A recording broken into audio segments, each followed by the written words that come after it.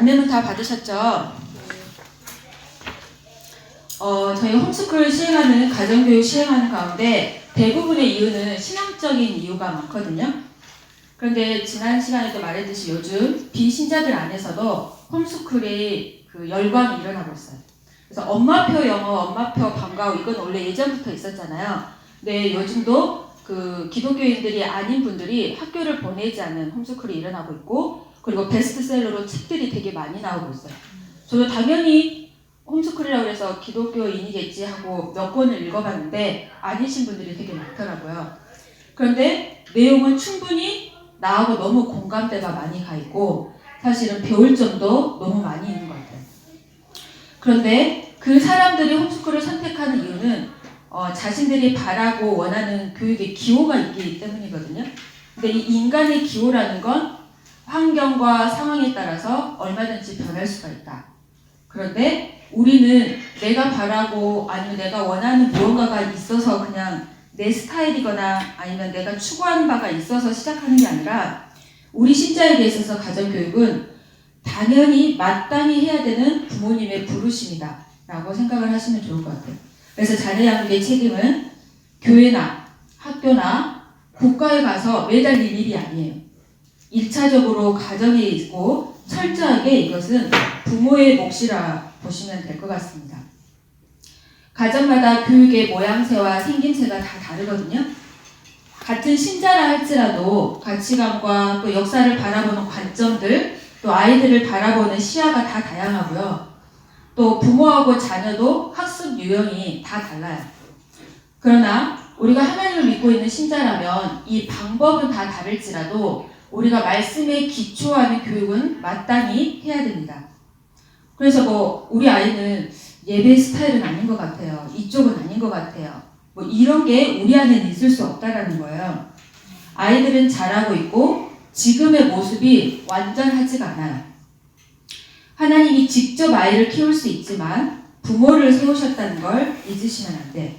아이가 예배자로 서기를 원하면 지금부터 서서히 그 예배자로 아이가 자랄 수 있도록 부모와 가정이 계속 이끌어주는 역할들을 하셔야 돼요. 사상이 결과를 낳는다라는 책들도 많이 있거든요.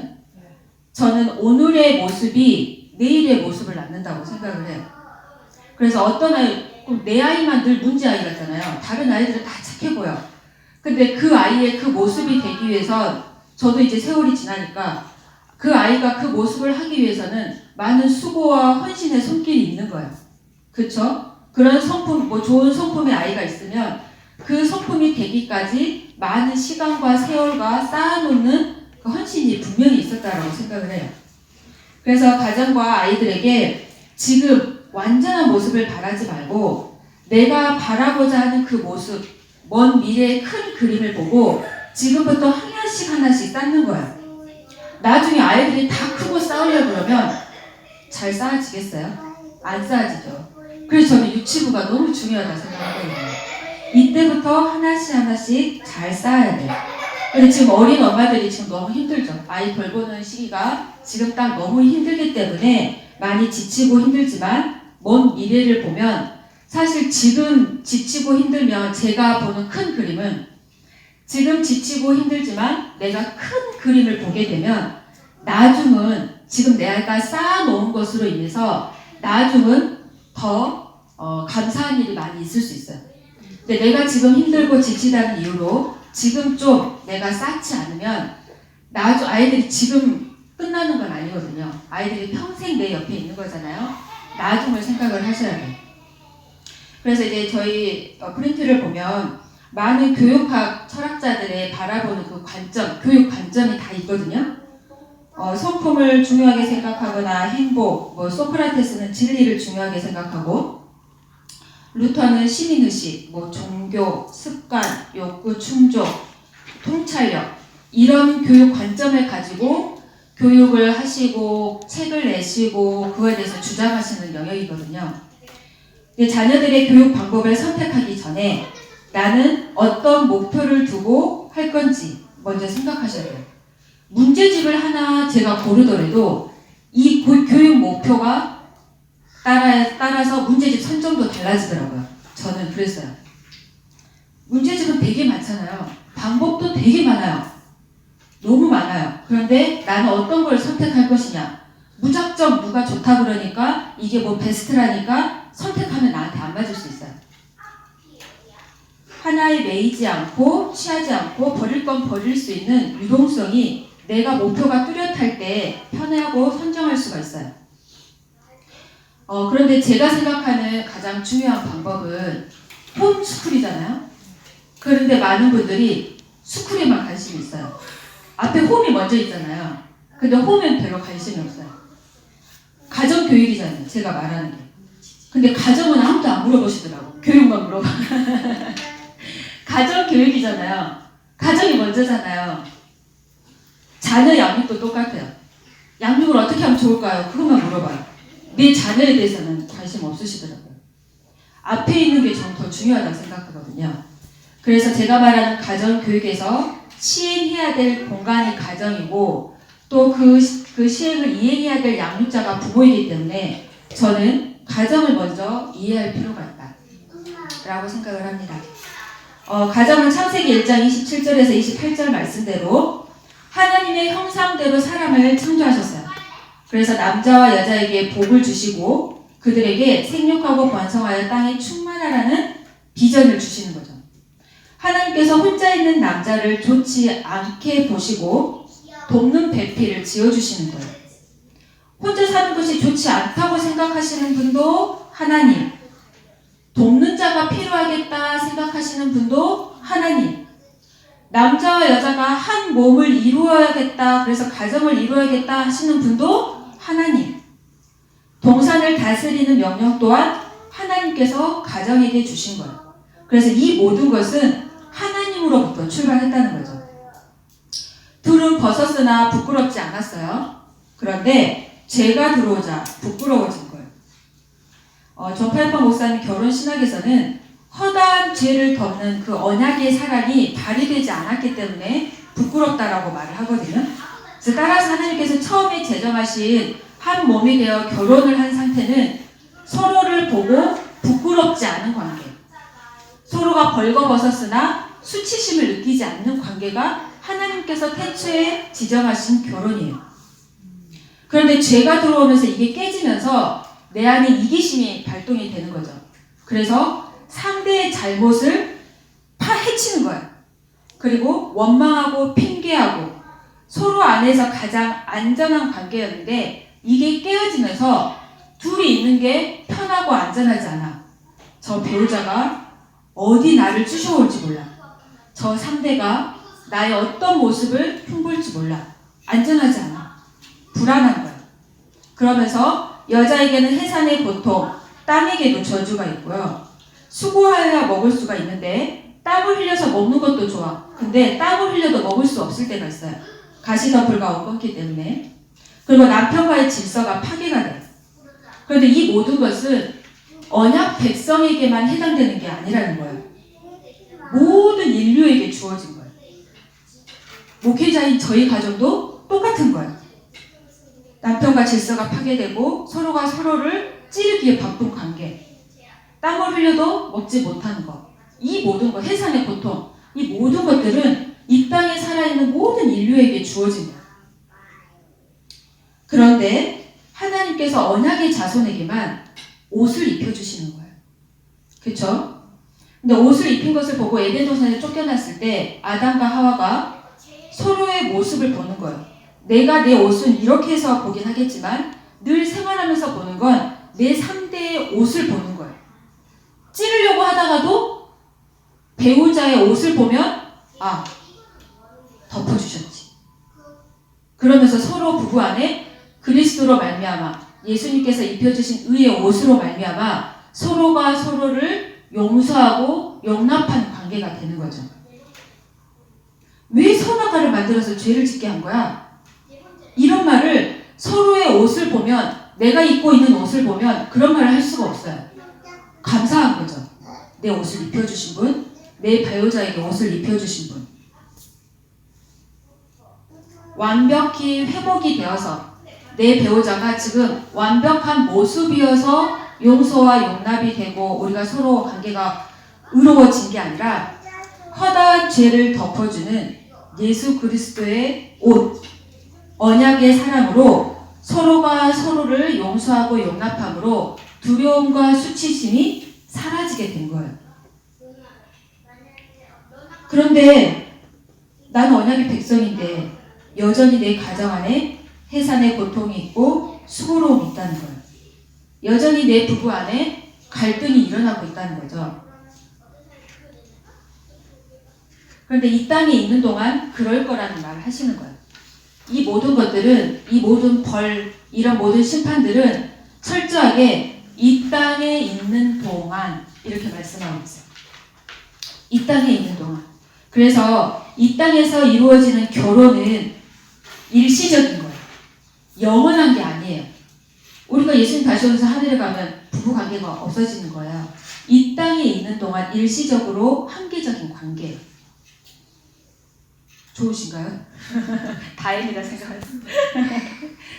그런데 한시적이고 일시적인 지금 부부의 관계를 이해하려면 영원한 관계, 영원한 부부의 관계, 그리스도와 교회의 관계를 이해해야 돼요. 왜냐하면 지금 남편과 나와의 관계는 이 땅에 있는 동안 완벽한 모습이 아니거든요. 예배소서 5장에 보면 남편은 그리스도의 머리, 아내는 그리스도의 몸인 교회의 비유가 되는 거예요. 이 관계는 그리스도로 말미암아 절대 깨어지지 않죠. 그래서 예수님은 자기 백성인 교회와 어떤 관계를 맺고 있는지를 결혼을 통해서 드러내시는 거예요.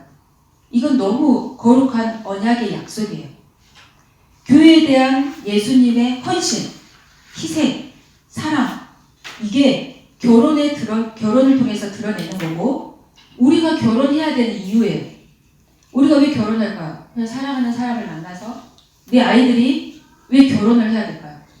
배우자를 위해서 왜 기도를 해야 될까요? 하나님을 드러내기 위한 거예요. 결혼은 철저하게 하나님을 드러내기 위해 복음의 실제를 세상 사람들에게 드러내기 위해 하나님께서 정하신 건데, 이거는 복음을 알던 모르던 하나님께서 태초의 결혼을 그렇게 정하신 거예요. 그래서 바울의 말처럼 결혼은 정말 신비로운 거예요.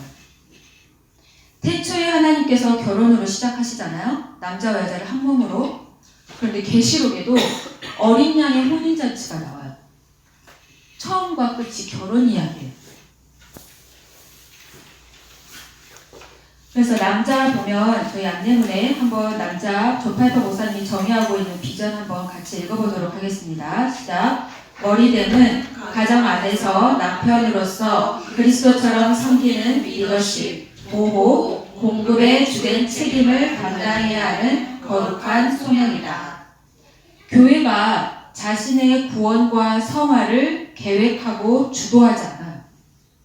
그럴 수 없죠, 교회는. 머리가 되신 그리스도께서 하시는 거예요. 주도하시고 계획하실 뿐만 아니라 앞장서서 교회 대신 고통받으시고 죽으셨어요. 죄를 담당하시는 거예요. 그래서 몸인 교회가 하나님과 하나 되도록 하시는 거예요. 그렇게 머리가 된 남자는 가족들을 향해서 그 일을 감당하시는 거예요. 가족들을 보호하고 주도적으로 앞장서고 가족들을 위해서 고통당하고 하나님과 가족이 화목하여져서 하나 되는 일에 주도적으로 앞장서는 역할을 하는 게 남자예요. 예배소서 말씀을 보면 오직 양육하여 보호하기를 그리스도께서 교회에게 함과 같이 하나니, 그리스도께서 교회를 향하여서 양육하고 보호하셨어요. 양육하고 보호하는 것은 그들의 필요를 공급해 주는 거예요. 아내와 자녀들의 필요를 채워지도록 자발적으로 스스로. 근데 이 두 가지는 다 생명에 걸린 문제거든요. 보호하고 양육한 거예요. 그리고 이 의미가 생명에 달려있는 거기 때문에 눈에 보여지는 육적인 의미만으로 제한하지 않아요. 영적인 의미까지 다 포함하고 있어요. 그래서 물리적인 위협이 있을 때 또는 동시에 영적인 위협이 있을 때 가족들 앞에 서는 역할을 해야 되죠. 물질적인 공급뿐만이 아니라 영적인 공급도 주어야죠. 이렇게 남편은 가정을 이끄는 영적으로, 육적으로 리더의 역할을 하는 거예요. 이게 어느 하나가 중요하고 먼저 해야 될 이게 아니라 균형이 잡혀야 되는 거죠. 근데 요즘 많은 남편들은 어쩌죠? 요즘 아닐 수도 있지만 한쪽으로 많이 치우치는 경우가 있어요. 육적으로 열심히 우리를 먹여주시고 보호해주시긴 하지만 영적인 공급이 안 되는 수도 있겠죠. 그런데 이런 것들이 잘 균형이 잡힐 수 있도록 해야 되는 게 가장 중요한데요. 남자는 영적으로 도덕적으로 주도권을 발휘하는 거지 지배하라는 건 아니에요. 예수님은 왕이시잖아요. 그렇지. 네. 예수님은 왕이시잖아요. 그리고 제자들의 선생님이셨죠. 그런데 예수님은 제자들의 발을 씻겨주시는 거예요. 그리고 그들을 위해서 죽으시는 거예요. 그들의 잘못을 다 품어주시고 용서해 주시는 분이에요. 그렇다고 예수님의 머리 대심이 달라지나요? 발 씻겨주시고 대신 헌신하고 희생했더니 머리와 몸의 위치가 바뀔까요? 그렇지 않잖아요. 상호 복종과 섬김의 리더십은 머리 대신 예수님의 실제예요. 그래서 리더십은 우월함을 또 전제로 하고 있지 않다라는 거예요. 밑에 보면 남편의 역할들 제가 몇 개 이렇게 적어봤는데요. 아내가 기도를 더 오래 열심히 할 수 있어요. 그렇다고 해서 머리와 몸이 바뀌지 않아요. 남편은 그걸로 인해서 뒤로 주춤할 수는 안 돼요. 우월함이 아니라 그들을 이끌고 가는 영향력을 발휘하는 거예요. 안식일을 지키는 거, 가족들을 다 데리고 교회에 와서 예배 자리에 가족들을 데리고 오는 역할. 영적으로 도덕적인 문제들을 세상을 어떻게 바라볼 것인지 시야를 알려주는 거. 이렇게 보시면 모든 시험과 세상의 문화 이런 것들, 그리고 아이들이 크면 이성에 대한 것들. 아빠가 남자에게도 이성에 대해서 조언을 해주고 하실 수 있지만 다른 성인 딸에게도 얼마든지 해줄 수 있어요. 옷차림새, 아빠의 모습을 통해서 남자의 역할들 이런 것들은 성에 상관없이 얼마든지 할 수 있어요. 결혼의 준비, 시민의식 이런 모든 것들은 아빠가 주도적으로 그걸 일일이 아빠가 다 영향력을 발휘하는 게 아니라 그걸 주도적으로 이끌고 영향력을 발휘해야 된다는 거예요. 그래서 하나님께서 예수님이 다시 오셨을 때 늘 물으시잖아요. 아담아, 아담아. 아담을 찾으시는 거죠. 그럼 하나님께서 남자에게 책임을 물을 거니 여자는 자유롭나요? 상관없을 수 있을까요? 여자 존재 자체가 어떻게 지어졌죠? 돕는 배필로 지어졌다는 거예요. 돕는 배필로 남자가 머리됨을 잘 수행할 수 있도록 순종해야 돼요. 근데 여기에 대해서 많이들 순종과 돕는 자를 너무 약한 자로 비유되고 있는 세상이 너무 안타깝죠. 근데 왜 우리가 순종을 해야 되냐면 남자가 바른 권위를 행사하고 또 영향력을 발휘하지 않으면 분명히 성경 말씀에 뭐라고 되어 있냐면 남편이 여자를 지배한다라고 말을 해요. 군림하려고 한다는 거예요. 권위가 잘못된 게 아니죠. 하나님 분명히 권위를 주셨는데 그 권위를 잘못 이행하게 되면 그로 인해서 여자에게 그런 문제들이 오고 또 여자는 어떻게 할까요? 가만히 있을까요? 남성을 또 지배하려고 그러죠. 욕망이 내 안에 일어나죠. 그러면서 서로 주도권을 가지고 싸우고 갈등을 일으키는 관계가 된다는 거예요. 부끄럽지 않은 관계. 서로가 서로를 향해서 연합된 관계의 한 몸을 이루려면 예수님의 의의 옷을 입고 태초에 하나님께서 창조하셨던 그 질서를 회복해야 돼요. 그러기 위해서는 우리가 머리의 역할을 잘 찾아갈 수 있도록 돕고 그 머리에 순종할 때 하나님 앞에 섰을 때 예수님이 다시 오셔서 하나님 앞에 섰을 때 태초 에덴 동산에서 모습처럼 남자와 여자의 모습으로 서는 거예요. 이건 위아래의 문제가 아니에요. 하나님 앞에서 남자와 여자의 모습으로 서기 위한 거예요. 한 몸인데 남자가 불완전해. 나하고 아무 상관없을까요? 한 몸인데 그럴 수 없다라는 거야. 하나님 앞에 섰을 때 네가 나고 나가 너예요. 교통사고 났을 때 운전할 때 사람들이 다 나를 본능적으로 너무 끔찍하게 생각하는 거예요. 그래서 바로 옆좌석에 내가 사랑하는 배우자가 있고 자녀가 있어도 순간 너무 갑작스럽게 뭐가 위험이 처하면 커브를 확 트는 거예요. 그래서 사실은 내 옆에 있는 배우자, 그 옆에 있는 좌석이 제일 많이 다친대요. 이건 내 의지하고 상관없는 거야. 내 본능적으로 내가 나를 보호하겠다는 의미로 확 트는 거야. 그만큼 인간이 나를 너무 생각한다는 거야. 그런데 남편이 나예요. 내가 남편이에요. 한 몸이에요. 그런데 나 왜 나만 순종해야 돼? 왜 너 말을 안 듣고 권위에 따라가? 이런 말을 한다는 건 이미 우리가 한 몸이라는 전제를 하지 않고 있다는 말이죠. 밑에 보면 그 여자들의 그 소명 있죠. 한번 읽어보도록 할게요. 시작. 남편의 리더십을 존경하고 지지하며 자기 의사에 따라 그 리더십 수행을 도와야 하는 거룩한 소명이다. 자기의 은사에 따라 수행하는 거예요. 그냥 군대식으로 하라는 대로 네 하면서 그냥 한다는 그런 순종의 의미가 전혀 아니에요. 머리됨과 권위와 돕는 자로서의 순종은 실제로 말씀 안에 존재하고 너무 아름다운 진리예요. 여자의 역할은 엄마의 역할보다 더 우선돼요. 엄마가 되기 전에 먼저 여자였잖아요. 시간적으로도 그러고 실제로도 그래요. 엄마의 역할은 생명을 살리는 자, 모든 산자의 어미, 하와라는 이름을 주잖아요. 남자도 마찬가지죠. 아버지가 되기 전에 남자의 역할을 하는 거예요. 남자는 그리스도처럼 아내를 목숨을 다해 헌신하며 희생하며 사랑하는 거예요. 자녀가 생겼어요. 아버지가 됐어요. 똑같아요. 가정을 사랑하고 영적으로 육적으로 그들을 주도성을 가지고 사랑하고 공급하고 보호하고 돌봐주는 거예요.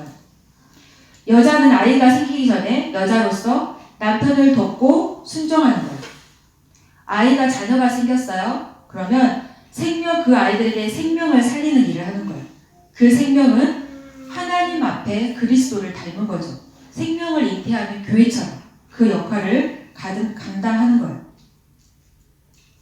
근데 저는 이제 가끔 생각해 볼 때 둘 다 남자와 여자가 어머니와 아버지가 둘 다 생명을 돌보는 그 일들을 주도적으로 하는 거예요. 그래서 아이를 양육하는 건 생명이라고 보는 거예요.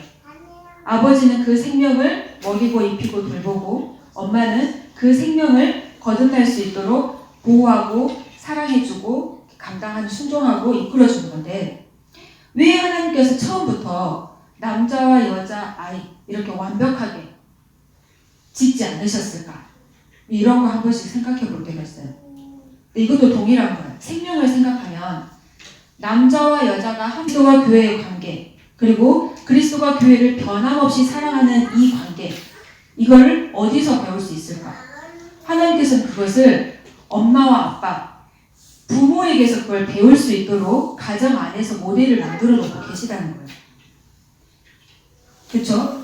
하나 되는 연합, 용서와 용납, 남자와 여자의 질서, 권위와 순종, 언약의 약속, 헤세드, 리더십 이런 것들은 밖에서 배울 수가 없어요.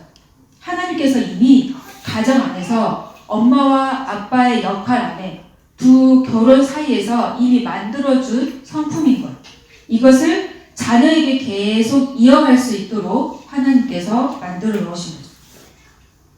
하나님은 왜 머리와 몸이라는 질서를 주셨을까?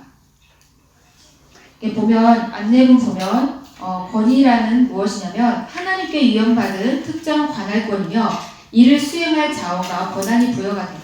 이건 하나님께서 철저하게 주신 거라고 보는 거예요. 순종은 하나님이 정하신 권위자의 보호 아래 권위자의 의로운 뜻을 수행하기 위해 창의력을 발휘할 자유인 거예요. 여기에 분명히 자유라고 되어 있거든요. 그림에 보면 첫 번째 그림 한번 봐보세요. 우산을 덮는 기능이 몸과의 관계에서 머리의 기능이거든요. 그래서 욥기에 보면 그와 그의 집 그의 모든 소유물을 울타리로 두르심이 아닙니까? 하나님 하나님께서 지금 울타리로 두르고 계시잖아요. 말하고는. 그게 이제 권위의 테두리거든요. 목자가 정상적인 목자라 그러면 양을 사자와 늑대와 곰에게 보호하기 위해서 당연히 울타리를 쳐야 되는 거죠. 이거 너무 당연한, 마땅한 거예요. 그러니까 그 안에 보호받고 있는 양은 답답할까요? 거기 안에서 마음껏 목장 안에서 먹을 것과 목자의 보호와 보살핌에서 마음껏 자유를 누릴 수 있는 거예요. 하나님께서 이 권위를 주신 이유가 바로 여기에 있다는 거예요. 그래서 보면 권위자의 태도가 겸손해야 되고 경청해야 되고 온유함이 있어야 되고 사랑해야 돼요. 왜 이런 권위자의 태도가 필요하냐면 그렇지 않으면 아내와 자녀가 보호받지 못하는 거예요. 자유롭지 못하는 거예요. 만약에 이 원리를 아시는 분이라면 자신의 의로 권위를 사용할 수 없죠. 내가 잘못 사용하게 되면 내가 보호하고 사랑해야 되는 내 양이 위험에 처한다니까요. 위험에 처하지 않기 위해서 정말 내가 사랑한다 그러면 하나님께서 주시는 이 권위를 이 가족들을 보호하는 데 잘 사용해야 된다 생각하겠죠. 하나님께서 주신 권위예요. 나에게 맡겨진 양을 잘 돌보고 보호하라고 주신 하나님의 권위예요. 그럼 권위 아래에 있는 사람은 어떻게 할까요? 공경하고 감사하고 섬기고 신뢰하는 거죠. 만약에 내 아이가 가정 밖에서 많은 공동체 안에서 내 아이가 안전하게 보호받기를 원한다면 부모가 안전하고 보호받고 마음껏 자유를 누리기를 원한다면 우리가 뭘 알려줘야 될까요? 권위 아래에 있는 태도를 알려주면 되죠. 그랬을 때 내 아이가 안전해요. 학교가 됐던 어떤 공동체든 하나님이 주신 권위야. 그 권위 아래 공경하고 감사하고 섬기고 신뢰하는 마음을 가져야 돼. 이걸 내가 우리 아이에게 말해주죠. 내 아이가 그래야 안전해요. 그 안에서 자유롭게 다닐 수 있게 가르쳐야 돼요. 그런데 문제는 그 옆에 있는 그림이죠. 우리 위에 있는 권위자가 자신의 위치에 벗어나는 행동을 해요. 그러면 나를 보호하는 보호우산이 파괴되는 거예요. 그럴 때 어떻게 해야 될 것이냐? 나의 위에 권위자가 파멸의 길로 나를 인도하려고 하면 거절해야 되죠. 그런데 무례히 행하면 안 되죠. 공손히 지혜롭게 거절하는 법을 가르쳐야죠. 이 역할은 남편과 아내의 관계에서도 가능하고요. 부모와 자녀의 관계에서도 가능해요. 그리고 자녀가 어떤 공동체의 권위, 선생님에게도 가능해요. 권위 아래에 있는 사람으로서의 태도를 가르치되 나의 생각과 맞지 않을 때, 내가 판단하는 것과 맞지 않았을 때 어떻게 해야 되는지를 지혜롭게 할 수 있도록 가르쳐주는 거예요. 우리가 최근에 배웠던 예스더도 그렇죠. 예스더 문제를 받아들였을 때 내가 누구에게 이 말을 전달해야 되고 내 의견을 전달해야 되고 호소해야 될지 대상을 먼저 선정하는 거예요. 하나님의 권위의 질서가 어디인지를 먼저 알아야죠. 라인을 잘못하면 안 돼요. 이게 그렇죠? 하나님의 내 바로 위에 하나님께서 정해주신 바로 권위를 캐치하는 거예요. 그 다음에 권위자의 의도를 살피고 타이밍을 맞추는 거죠. 그냥 막 내 생각이 오르니까 돌진하는 게 아니라 타이밍을 살펴야죠. 하나님의 권위를 인정한다면 타이밍을 살피고 그것을 무조건 내 의견만을 내는 게 아니라 나의 창의적인 대안을 먼저 제시할 수 있어야죠. 무조건 싫은데요?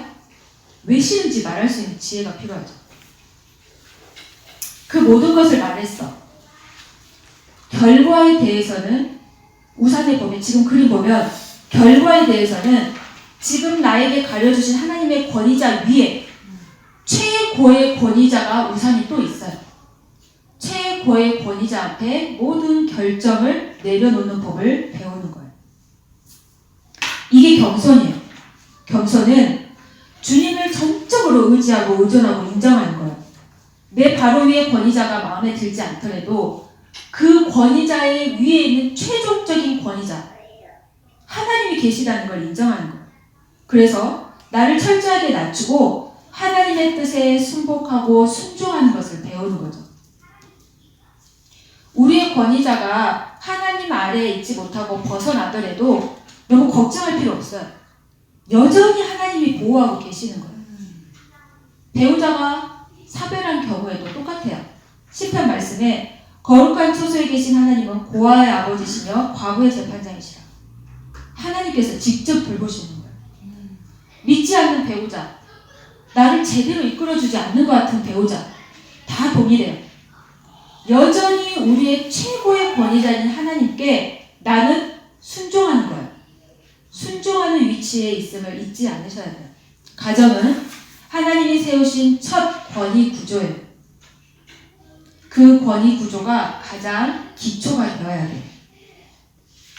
여러분들은 하나님께서 주시는 그 권위 아래 자유와 안전을 누리고 계신가요? 목장 안에서의 자유 누리고 계시고 있는 것 같아요? 누가 배우셨어요? 구충. 자유를 누리고 계세요? 늦게도 있고 응. 안 누리는 것 같으면 기도를 하죠. 맞아요. 이게 너무 중요해요. 안전한 자유. 안내문에 보면 저 권리라는 게 있어요. 권리는 어떤 사람이 다른 사람에게 받을 것을 기대하며 할 수 있는 법적 요구예요. 서로가 서로의 관계 안에서 누려야 될 자유도 있지만 권리가 있는 거예요. 그렇죠? 아내가 남편한테 아내의 권리를 말하는 거예요. 성경에 그리스도가 교회를 죽기까지 사랑하듯 사랑하라고 하지 않았느냐? 나는 사랑받을 권리가 있다. 남편에게 주장할 수 있겠죠. 남편도 그럴 수 있어요. 순종해라. 순종해. 내 말에 제발 순종해라. 교회가 그리스도를 순종하듯 너도 제발 내 말을 따르고 따라와라. 순종해라. 나는 가족들 안에서 존경받고 존중받을 권리가 있다. 말할 수 있겠죠. 자녀들도 권리를 말하는 거예요. 성경에 자녀를 노엽게 하지 말라고 돼 있잖아요. 엄마 아빠는 왜 자꾸 나를 이렇게 화나게 하는 거예요. 나는 부모님에게 화받지 않을 권리가 있어요. 권리를 계속 주장할 수 있어요. 우리에게 있어 아이들에게 그 화가 나는 경우도 그런 경우죠. 내가 너한테 이렇게 투자를 했는데 고작 학원비를 내가 20만 원을 투자했는데 고작 난 너에게 받을 그 권리가 있지 않니? 권리를 말할 수 있는 거죠. 그리고 뭐 엄마로서 집에 있을 때도 나는 제발 잠 좀 자자. 애기 키울 때 나 잠잘 권리가 있죠. 먹을 권리도 있죠. 마음 편하게 좀 먹자. 난 먹을 권리가 있다. 권리를 계속 말할 수 있어요. 얼마든지. 예수님도 권리가 있으셨어요. 그렇죠? 하늘에 계신 왕이신데 부유할 수 있고 높임 받을 수 있고 존경과 존중을 받을 수 있고 편하고 안락한 곳에 쉬실 수 있는 권리가 있으셨어요. 그런데 예수님은 그 권리를 어떻게 하셨죠? 그리스도께서는 우리의 죄로부터 구원하시기 위해 그 모든 권리를 양보하시고 하늘 아버지께 철저하게 완벽하게 순종하셨어요. 그리스도께서는 이 땅에 머리 둘 것도 없었어요. 나도 제발 잠 좀 자자! 이런 말 하지 않으셨죠. 예수님께서 권리를 양보하심으로 자신의 모든 일에 순종하심으로 누가 혜택을 얻어요? 우리가 혜택을 얻어요. 우리가 자유를 얻었죠. 그런데 문제는 예수님은 이렇게 권리를 포기했는데 예수님의 권리 포기한 모습을 사람들은 좋아하지 않죠. 왜 좋아하지 않았을까요? 자신이 생각한 그 기대에 미치지 못한 거죠. 예수님의 모습, 허름하고 너무 약해 보이는 모습, 출생, 그 출생, 직업, 모든 배경들. 사람들이 볼 때 자신이 생각하는 그 왕의 모습이 아닌 거예요. 그래서 그들은 그 모습을 보고 화가 나요. 분노가 생기는 거예요. 분노 안에는 자유하지 못하고 안전하지 못하죠. 겸손의 반대는 교만인데요. 교만은 하나님이 허락하신 권위자를 나와 동등한 위치에 두는 거예요. 그래서 동등하게 결정권이 함께 있다라고 생각해요. 그래서 모든 것이 내 중심으로 내가 원하는 삶을 살아가는 거예요. 모세와 미리암이 그랬죠. 미리암이 너에게만 하나님이 말씀하시냐? 라고 말하는 거예요. 근데 하나님은 부족하고 죄를 짓는 모세라도 하나님께서는 그렇게 보지 않으시는 거예요. 예수님께서 사람들이 볼 때의 기대에 미치지 못한 그 모습, 그 모든 것은 다 우리를 위한 것이었어요. 가난하게 오신 것, 볼품없이 오신 것, 아기로 오신 것, 마구간에 태어나셔야 하는 것, 이 모든 것들이 다 우리를 위한 거예요. 우리를 부유하게 하기 위해서, 인간의 모든 죄를 없애기 위해서, 우리를 섬기시기 위해서, 낮은 곳에 오시기 위해서. 사람들이 볼 땐 별로 마음에 안 드는데 그 모습이 아니면 내가 구원을 얻지 못하는 거예요. 내 기대에 미치지 못해, 배우자가. 내 뜻대로 자녀들이 안 돼. 왜 그럴까요? 그 모든 것들은 다 나를 위한 하나님의 인도하시는 거예요. 요셉도 그랬죠. 당신들은 나를 헤아려 하였으나 하나님은 그것을 선으로 바꾸사 오늘과 같이 많은 백성의 생명을 구원하게 하시겠나이다.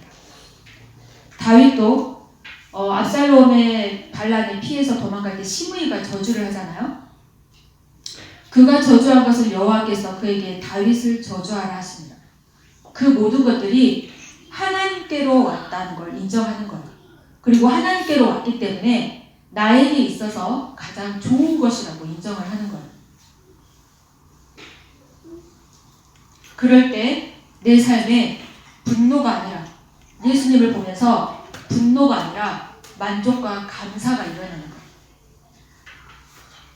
따라서 나의 권리만을 찾기 위한 교만한 생각에서 벗어나 하나님의 주권과 통제와 권위 아래 스스로 내가 하고자 하는 대로가 아니라 말씀에서 하고자 하는 대로 선택할 수 있는 힘을 길러야죠.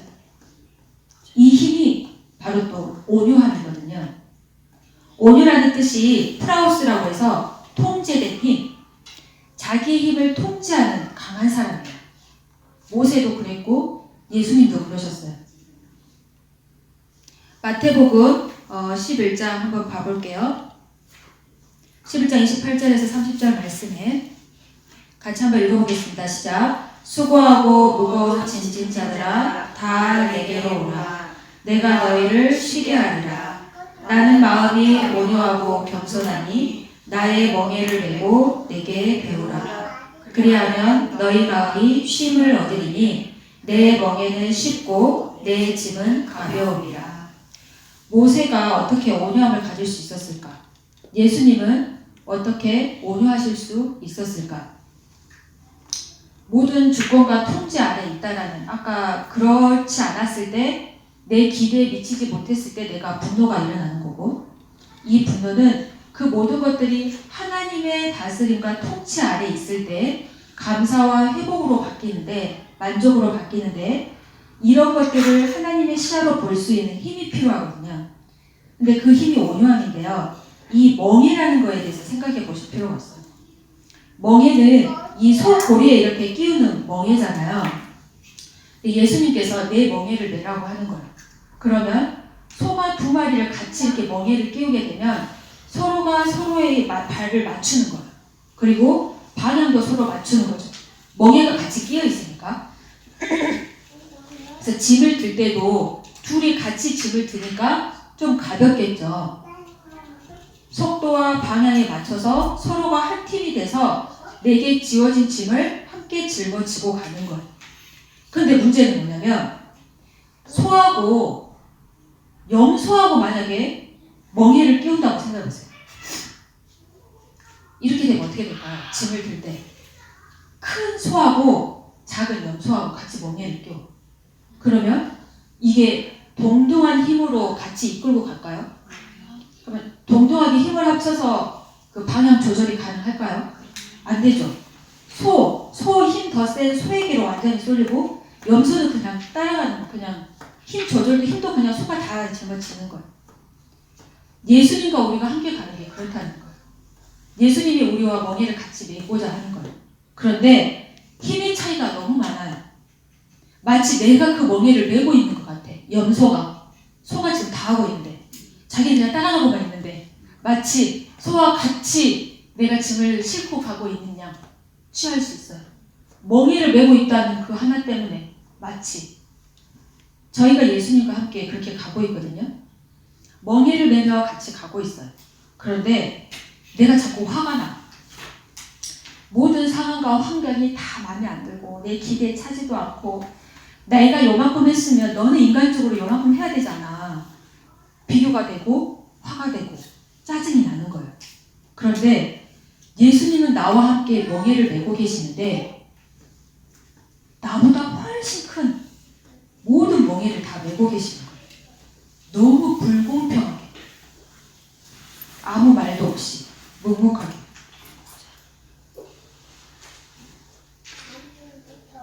멍에를 내가 메고 있으니 너는 따라만 오라는 거예요.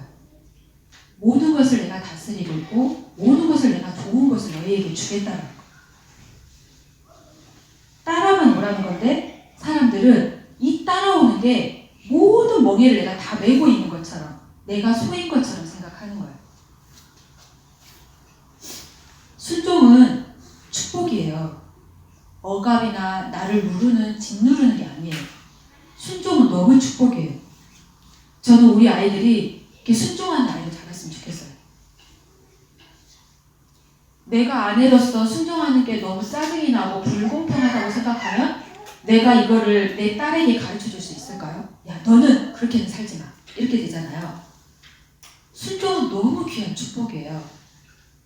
이 축복을 아이들이 받았으면 좋겠어요. 우리 아이들이 목장 안에서 자유를 누릴 수 있는 길은 온유함으로 하나님 예수님이 다 이끄시는 그 멍에를 낸 그 온유함으로 스스로 순종하는 길에 가는 거예요.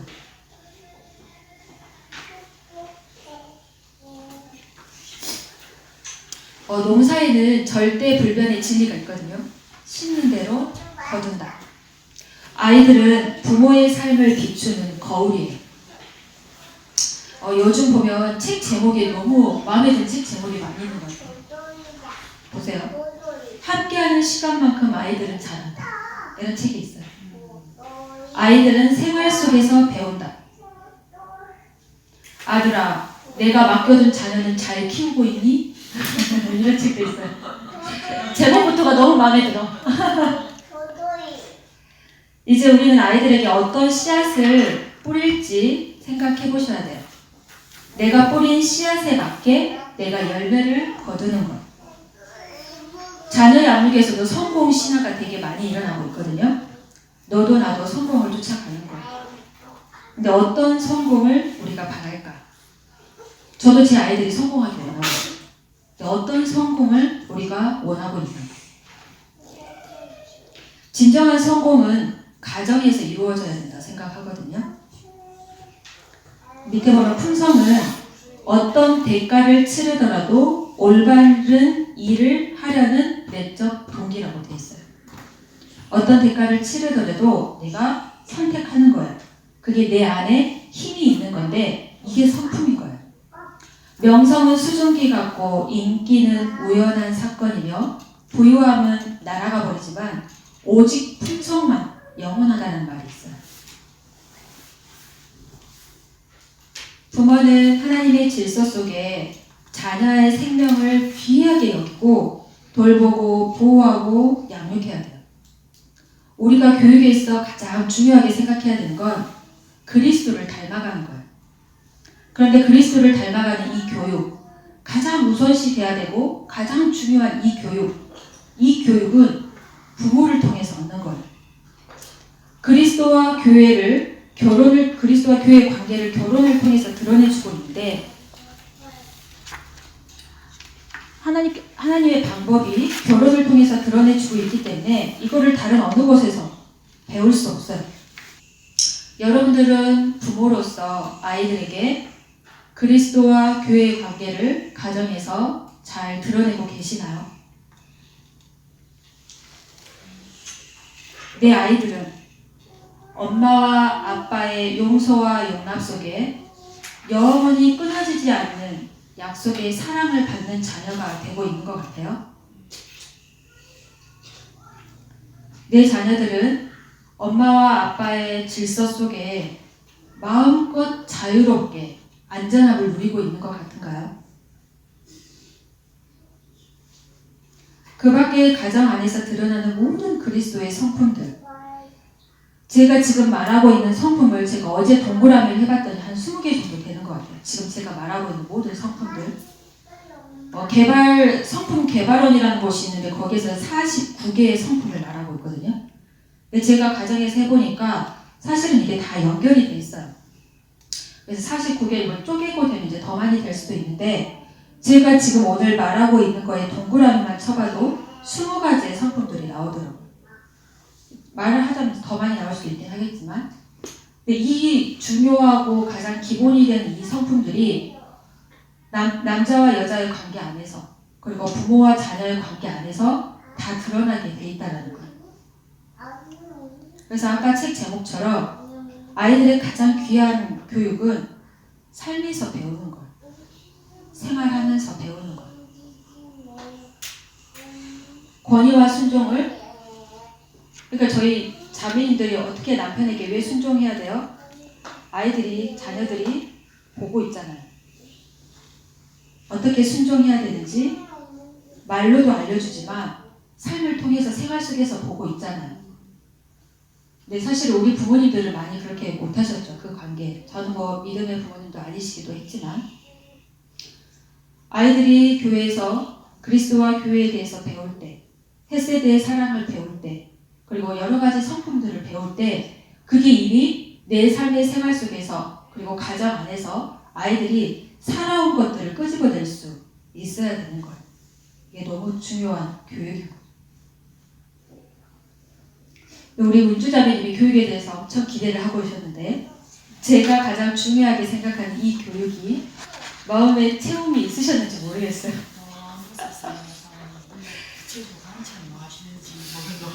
네, 제가 뭐 하나 생각했죠. 뭐 하시나 지금 방법을 알려줘야 되는데 지금 무슨 말 하시나 제가 성품 이야기를 했어요. 그리스도를 닮아가는 교육, 성품 교육을 어떻게 할 것이냐. 가정에서 남편과 나의 관계 속에서 그걸 드러낼 수 있다라는 말을 전하고 싶었어요. 이게 어떠한 것들보다 어떠한 방법보다 가장 중요하다고 생각했고요. 그래서 중요하게 없어졌다고 생각해요. 그래서 동성애라는 문제도 나오고 있고 성평등이라는 말도 나오고 있고 페미니스트 이런 말도 그렇고 그러니까 지금 세상에서 가르치고 있는 모든 교육들이나 이런 게 그냥 제가 여기에 관심이 있어서 그렇게 들리는지 모르겠어요. 그런데 저는 뉴스에서 그런 이야기를 들을 때마다 가장 중요한 태초의 이 질서가 전혀 전달되고 있지 않다라는 생각만 들어요. 그래서 더 유독 아이들에게 그걸 가르치는 것 같아요. 저희가 남편이 없는데 우리가 남자의 역할을 알아야 되는 이유도 똑같아요. 내 아들에게 그걸 전해줘야죠. 아빠의 모습은 완벽하지 않잖아요. 그래서 아빠들이 노력하죠. 저희 남편도 노력하고 아빠의 좋은 모습을 보이기 위해서 노력을 해요. 아이들이 보죠. 그러나 또 성경에서 말하고 있는 남자의 역할에 대해서 저희 아들에게 또 말해주죠. 지금 10살밖에 아니지만 그래도 리더십을 세워주려고 하는 거예요. 아빠가 없을 때 역할들을 감당할 수 있도록. 그리고 이성에 대해서 요즘 우리 아들이 이성에 대해서 눈을 뜨고 있는데 이 이성에 대해서 눈을 뜰 때 남자로서 영적, 도덕적 리더십을 어떻게 영향력을 발휘하는지에 대해서 알려주면 10살인데도 얘가 무게감을 느껴요. 쉽게 하지 못하죠. 이걸 가벼이, 경홀히 여기는 거예요. 사람들이. 그냥 재미로, 그냥 나의 즐거움을 위해서 하는 거예요. 여자 역할도 똑같아요. 여자애들이 한 3학년 이렇게 10살 정도 되면 저도 그랬던 것 같아요. 이제 남자를 막 이기려고 하는 거죠. 그래서 남자에게 지면 엄청 분해하고 그 여자의 그런 그죠 승부욕이 이렇게 막 올라오는 거죠. 그럴 때 그렇지 않다, 다르다라는 것을 말해주고 여자의 역할들을 말을 해주는 거죠. 저희 딸에게 그렇게 승부욕을 가지면서 싸우는 관계가 아니다. 남자와 여자는 그런 관계가 아니다. 말을 해주는 거예요. 실제로 근데 말을 해줬는데 내가 남편과의 관계에서 그렇게 살지 못하면 아이들은 또 말하겠죠. 그러니까 아이들에게 전해주고 나도 그렇게 살려고 노력하는 거예요. 노력하지 못했을 때 그럼 나는 못 자니까 아이에게 말해주지 않느냐. 아이에게 또 동일하게 말해줘. 엄마가 성경에서는 이렇게 되어 있는데 엄마가 그렇게 살지 못하고 있다. 기도해주라. 근데 엄마는 그렇게 살고 싶다. 노력하고 있다. 엄마가. 이렇게 말을 하는 거죠. 어제도 이제 제가 저희가 그렇게 잘 하고 있는 게 아니라 똑같이 저희도 이 과정을 계속 겪고 있는데요. 어제도 이제 저희 아이들 때문에 제가 이제 폭발한 거죠. 폭발을 해가지고 교회에 왔어요. 제가 오면서도 후회하면서 교회에 왔죠. 저도. 그런데 늘 아이들이 먼저 사과를 해요. 부족하죠. 문자가 띡 오는 거예요. 엄마 죄송해요. 저희가 잘못했어요. 용서해 주세요. 이렇게 문자가 오는 거예요. 그러니까 이제 제가 또 얼마나 또 미안하겠어요. 미안할 뿐만 아니라 늘 이 자리가 그런 것 같아요. 부족함을 느끼는 거죠. 또 실패했어. 내가 먼저 했었어야 했는데 내가 먼저 했었어야 했는데 우리 아이들이 먼저 문자를 보냈어요. 그래서 제가 이제 또 보는 거예요. 아니야. 엄마가 참지 못한 죄야. 이게 자기들이 이제 잘못했어요. 엄마 우리가 이렇게 자꾸 말을 안 듣는데 왜 그런지 모르겠어요. 죄송해요. 그래서 제가 아니야. 엄마가 참지 못한 죄야. 엄마 잘못이야. 이렇게 미안해. 이제 저도 이렇게 보냈어요. 그랬더니 이제 저희 아이들이 또 문자를 보내요. 아니에요. 저희가 한두 번 그런 게 아니잖아요. 죄송해요. 또 다혜리가 이제 또 잘못한 게 있었는데 다혜리가 엄마 사랑한다고 전해달래요. 이러고. 그래서 이제 아니다고 그렇게 말하면서 마지막에 그래도 엄마는 변함없이 너희들을 사랑한다. 이렇게 또 보내요.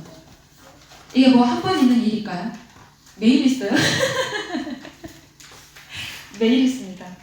매일 있지만 매일 이런 것들을 가정에서 살아가고 있는 거예요.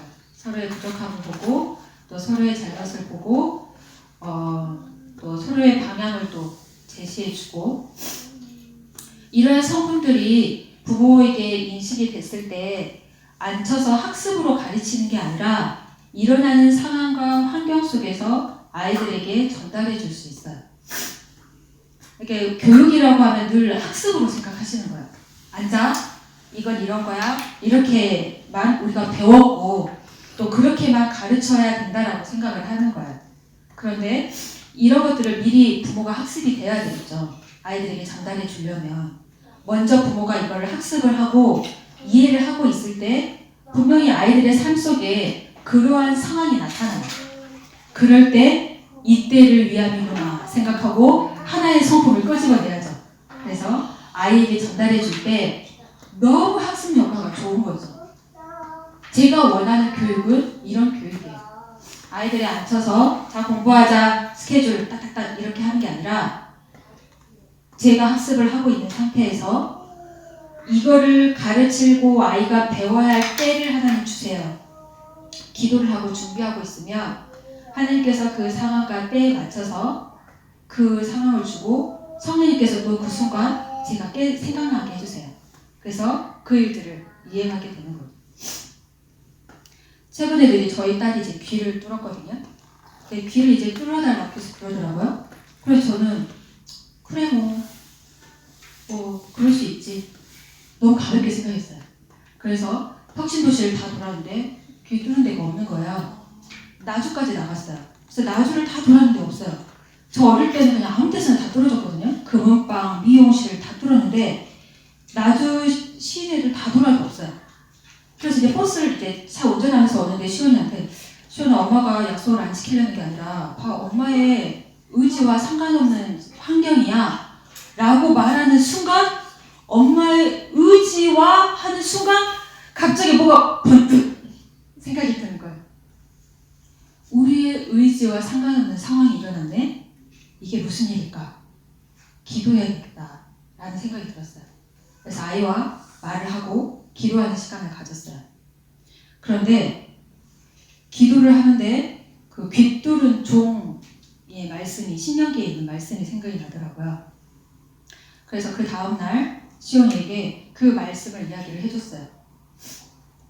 하나님께서 먹고 마시는 것도 하나님의 영광을 위해서 하라고 했는데 엄마가 너무 이것을 가볍게 여겼던 것 같다. 무언가를 하나를 선택할 때 있어서 너무 내 생각으로 그냥 쉽게 생각했던 것 같아.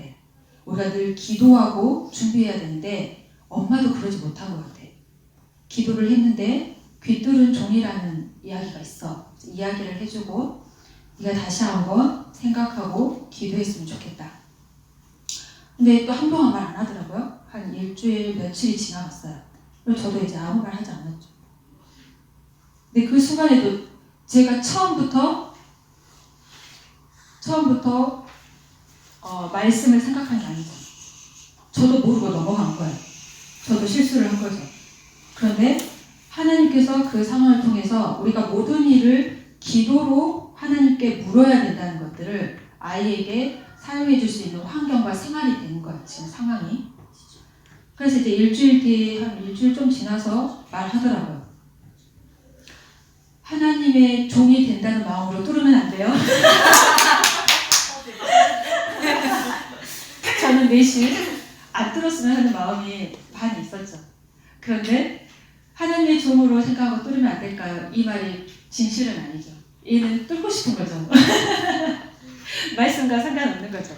저도 알고 있죠. 느껴져요. 그런데 그 순간에 그런 기도가 되더라고요. 그러면 네가 그렇게 말씀을 생각하고 기도하고 한 거니까 엄마가 그렇게 하자. 네, 기도하자. 그래서 기도를 하는데 하나님 이 아이가 하나님의 종이 된다는 뜻의 의미를 정확히 알지 못하고 고백하지만 이 고백을 통해서 하나님께서 기억나게 하시고 일하여 달라고 기도를 했어요. 근데 그 옆에서 이제 우리 다혜리가 엄마 나도 종이 될래요. 그래서 제가 어떻게 했을까? 시끄러워. 똑같은 말씀도 받는 밭이 다른 거죠. 다혜리는 그럴 여력에 똑같이 하나님의 종에 대한 개념을 두 아이가 다 모른다고 생각해요. 그 고백이 진정성이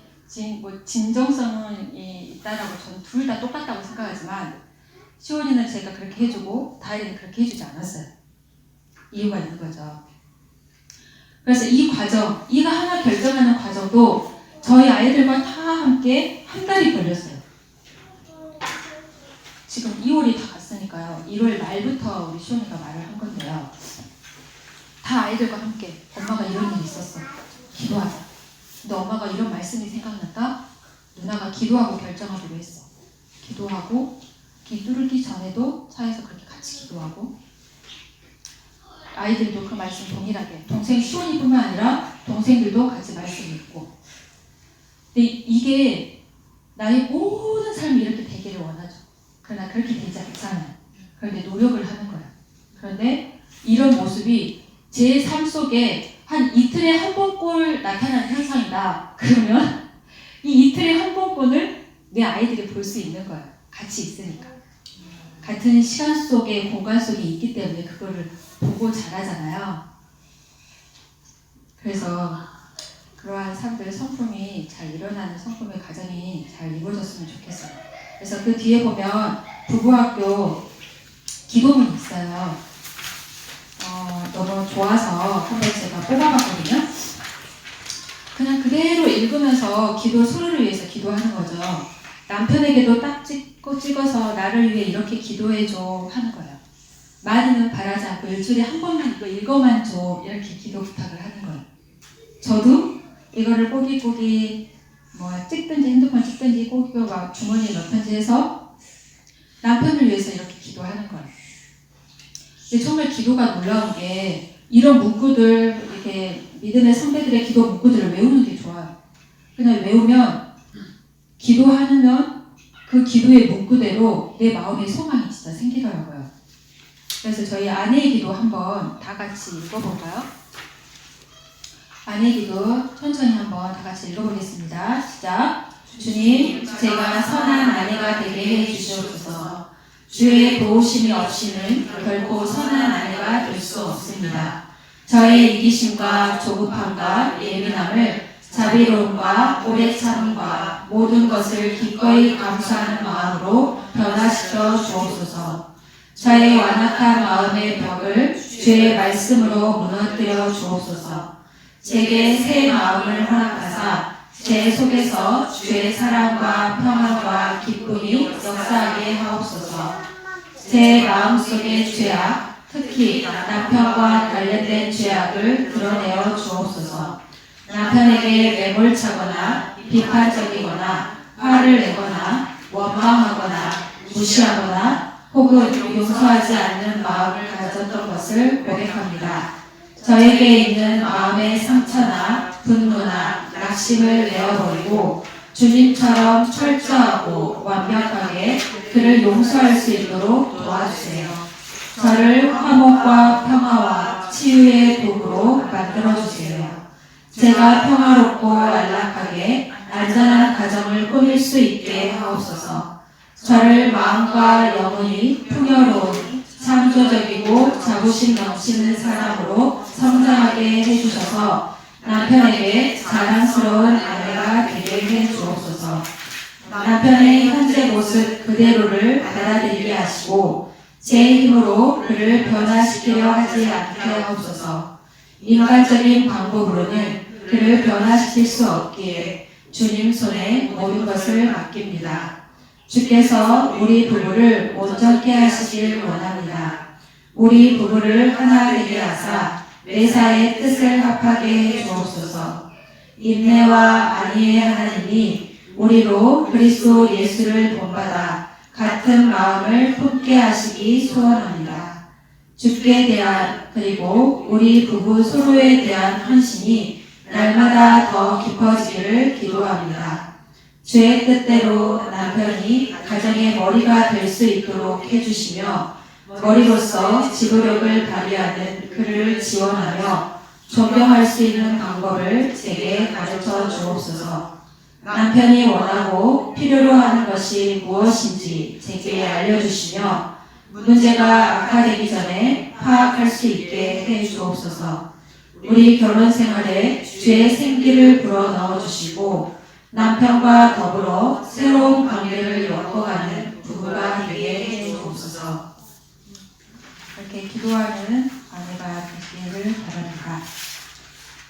혹시 질문 있으실까요? 궁금하신 점이나 다음 주에 이제 마지막 다음 주는 그 전통적인 교육 방법이 있고요. 그리고 요즘 이슈가 되고 있는 맨 끝에 언스쿨링이라는 방법이 있어요. 극과 극인 방법이거든요. 그리고 그 가운데 고전교육, 통합교육, 그리고 샬롬 레이슨의 방법이 있어요. 그래서 다섯 가지 방법을 같이 나누고 또 실제적으로 이제 저희 가정에서 어떻게 하는지 이 방법들은 사실 아이와 부모에 따라도 다르고 그리고 나이대도 다르고 그리고 과목별로도 다르더라고요.